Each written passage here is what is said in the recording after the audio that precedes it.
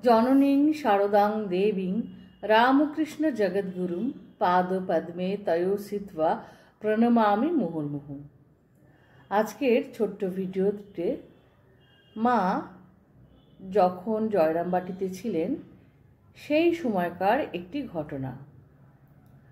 মা তো আমাদের সব সময়ের সঙ্গী, ভালোতে মন্দতে মাকে সব সময় আমরা সঙ্গে নিয়ে চলি।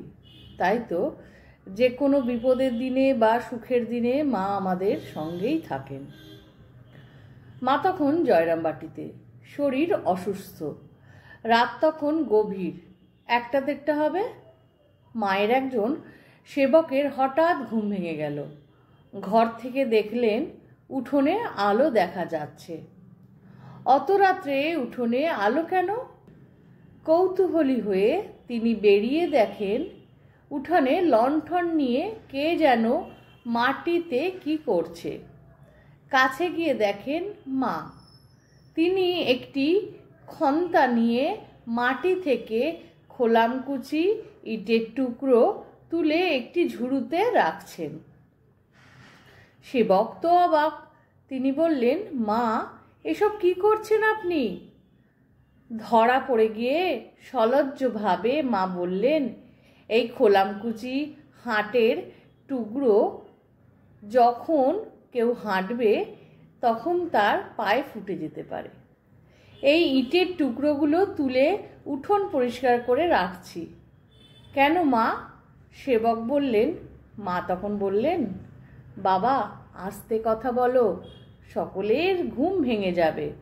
তখন অনুচ্চ স্বরে বললেন, দেখো বাবা, কলকাতা থেকে সব ছেলেমেয়েরা এসেছে। ওরা শহরের লোক, খালি পায়ে হাঁটার অভ্যেস নেই। ওই তো আজ একজনের খোলামকুচিতে পা কেটে গেল, তাই আমি উঠানটা পরিষ্কার করে রাখছি যাতে বাচ্চাদের পায়ে না লাগে। সেবক ব্যস্ত হয়ে বললেন, সে তো আমরাই করতে পারতাম মা, আপনি কেন রাত্রে না ঘুমিয়ে এসব করছেন? মা বললেন, হ্যাঁ বাবা, তোমরাও তো করতে পারোই, কিন্তু সারাদিন কাজ করে তোমরা পরিশ্রান্ত হয়ে ঘুমাচ্ছ। আমার তো কোনো কাজ নেই, তাই তোমরা ঘুমিয়ে গেলে আমি ওইটুকু করছিলাম। সেবক বললেন, বেশ, আপনি এবার খান্তাটা আমাকে দিন। অর্থাৎ হাতের যে জিনিসটা দিয়ে মা সেই ছোট ছোট ইটের টুকরোগুলো খোলামকুচিগুলো তুলছিল সেটা সেবক চাইলেন। তখনই মা বললেন, হ্যাঁ বাবা, তোমরা তো করতেই পারো, তাই তোমরা ঘুমিয়ে গেলে আমি এই সব কাজগুলি করি। আমি করছি, আপনি ঘরে যান, বিশ্রাম করুন মা। মা কোমল কণ্ঠে বললেন, বাবা, তুমি করলে তো আমার করা হবে না। আমি যে মা, যাও বাবা, তুমি ঘুমিয়ে পড়ো গিয়ে। আর হয়ে এসেছে, আমি বাকিটুকু করে নিই। এরপর সেবক আর কি বলবেন,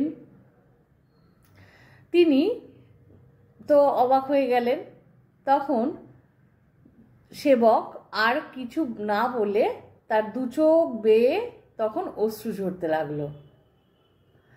তিনি ভাবছেন, এই না হলে সকলের মা?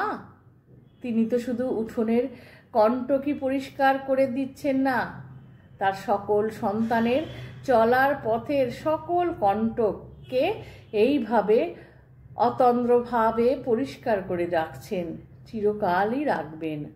অর্থাৎ মা আমাদের জীবনের যে কোনো বাধা কাটা সব সময়ের জন্য আমাদের সঙ্গে থেকে আস্তে আস্তে দূরীভূত করে যাচ্ছে, যাতে তার কোনো সন্তানের সেই কাঁটা ইটের টুকরো যে কোনো বিপদ আপদ কোনো ক্ষতি না করতে পারে, তার সন্তানরা যেন ঠিকভাবে থাকতে পারে, জীবনযাপন করতে পারে।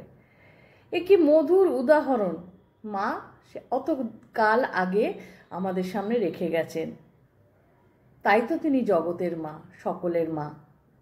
মা তো সেই, তার কাছে তার সমস্ত সন্তান সমান, কোনো ছোট বড় নেই, কোনো হিন্দু মুসলমান নেই, আছে শুধু ভালোবাসা, স্নেহ আর আদর। মা, তুমি সকলের রক্ষা করো আর সকলকে ভালো রেখো। শ্রী শ্রী ঠাকুর, মা, স্বামীজি, আমার গুরু মহারাজ ও অন্যান্য মহারাজদের শ্রীচরণে শত কোটি প্রণাম নিবেদন করি। আজকের ভিডিওটা আশা করি সকলের ভালো লেগেছে, সঙ্গে থাকবেন।